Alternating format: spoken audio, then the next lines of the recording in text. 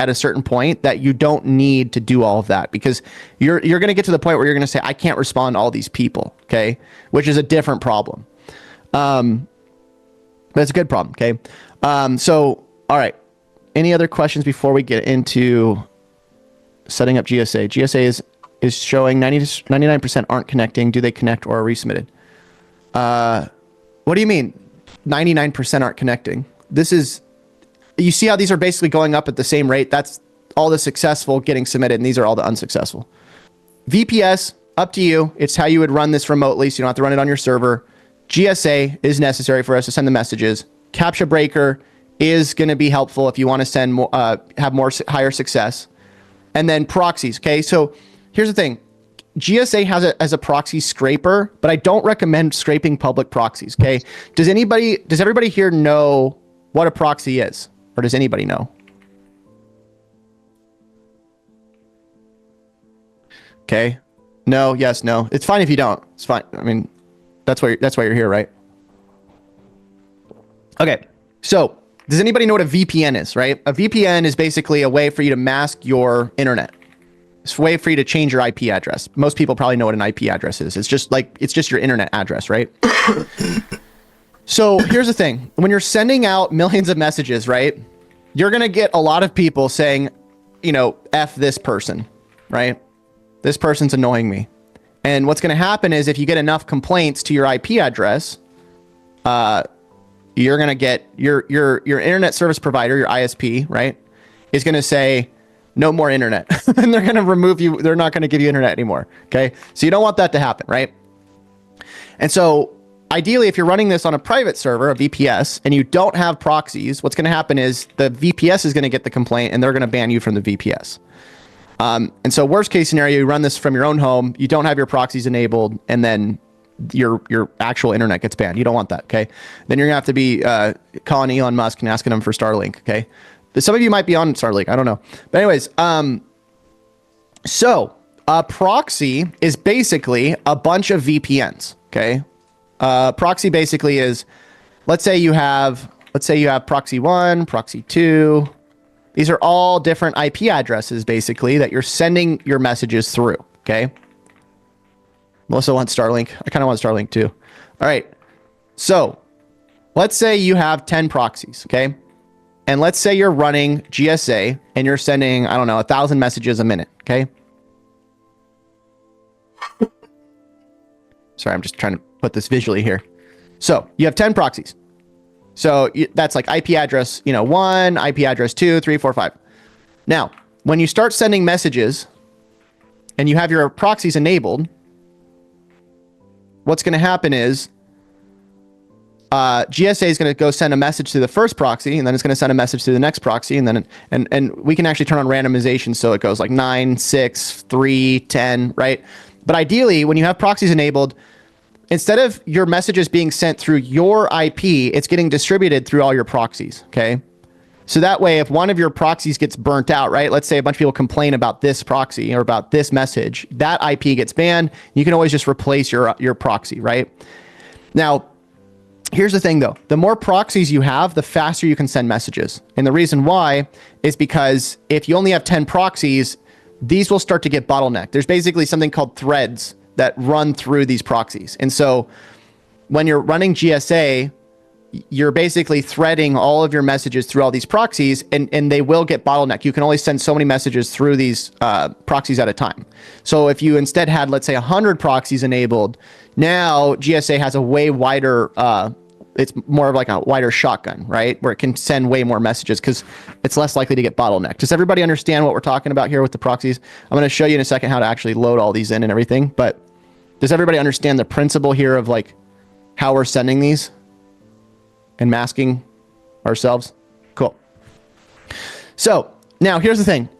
You have different options here. You have private proxies, which means that you're basically the only one sending messages through these proxies, nobody else is, or you have public proxies, which means that you're sharing these proxies. Like it would be like, for example, our whole group sharing these proxies, right?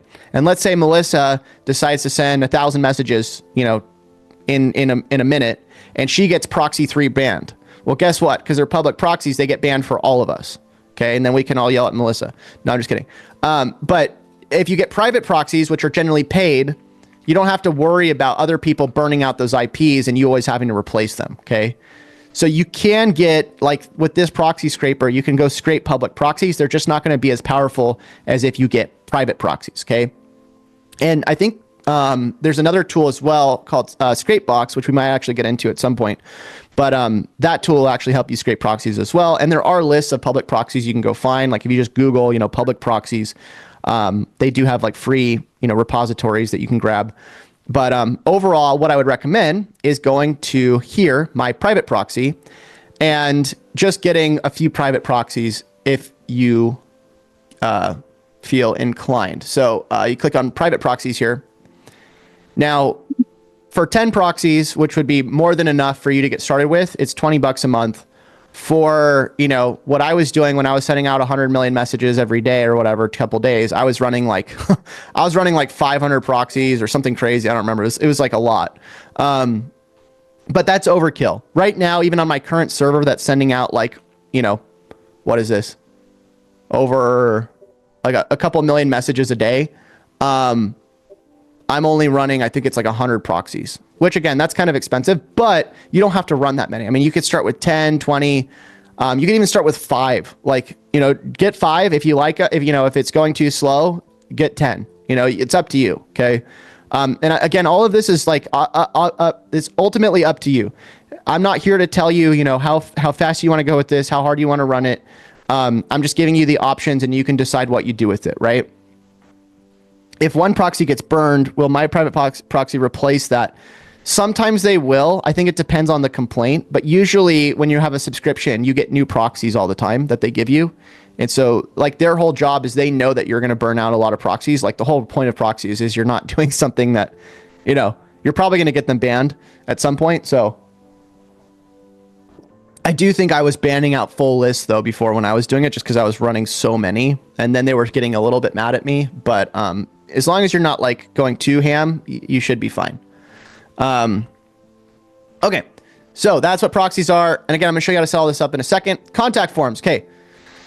So Ryan, the guy that taught me a lot of this, he has a contact form service where he goes out and he actually scans for contact forms. Now I'm going to show you how to scan your own contact forms, but these contact forms are really nice to be able to just get from Ryan because he gives you access. You can get like a year for, I guess, $391.99 for the monthly.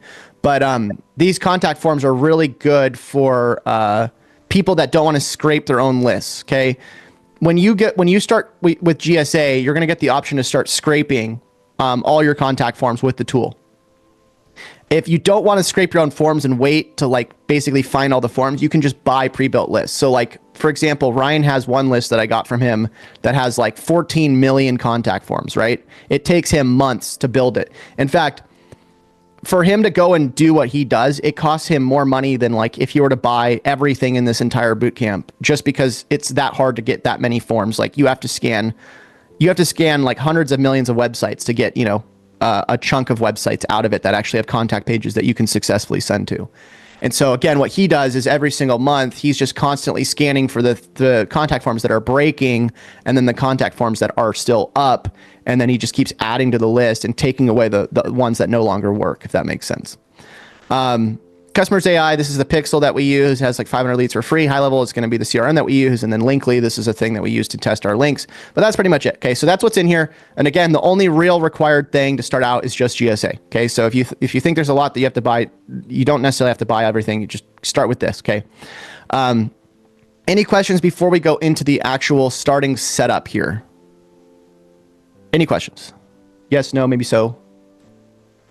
I also want to mention that this boot camp is probably one of the best things that you could sell as an affiliate.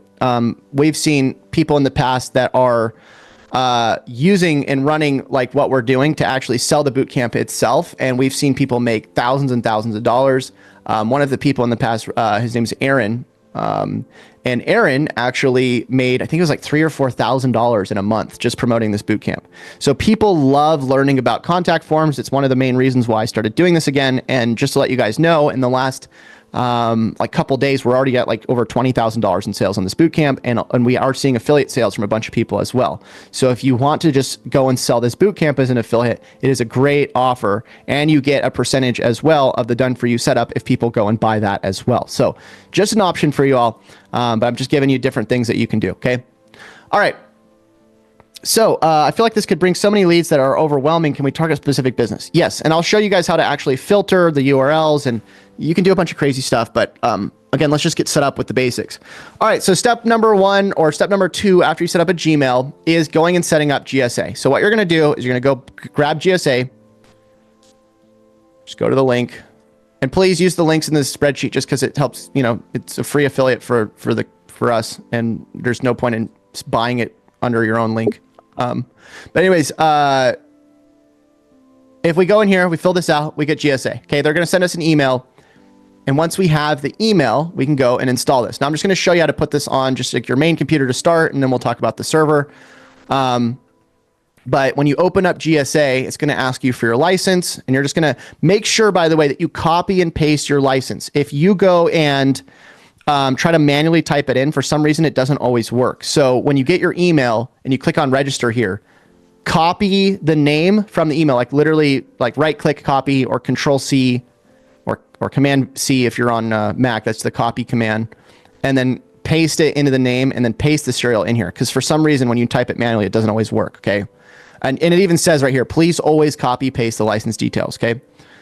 Now, once you have this, by the way, there's a trial here. You don't actually have to buy it to start. You can actually try it out for free, just for scraping, I believe. But if we open it up here, I'm in the trial. Oh, did it say I was expired?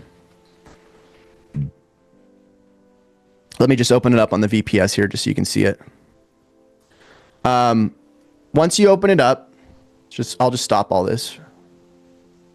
By the way, I just want to mention, when you start doing a lot of automation with these contact forms, you have to learn patience, because this thing is running so much stuff at once that when you stop it, right when I press stop here, you see how it didn't fully stop?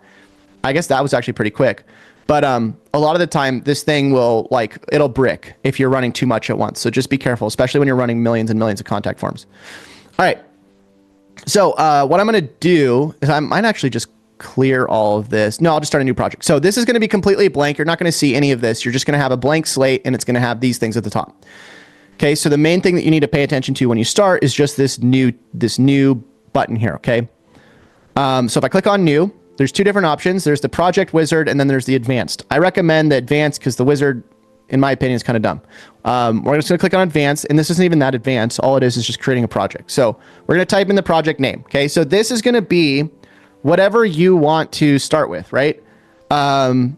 Let's say we're going to send out, I don't know, what do we want to send, guys? We want to send 1 million messages about a, website offer?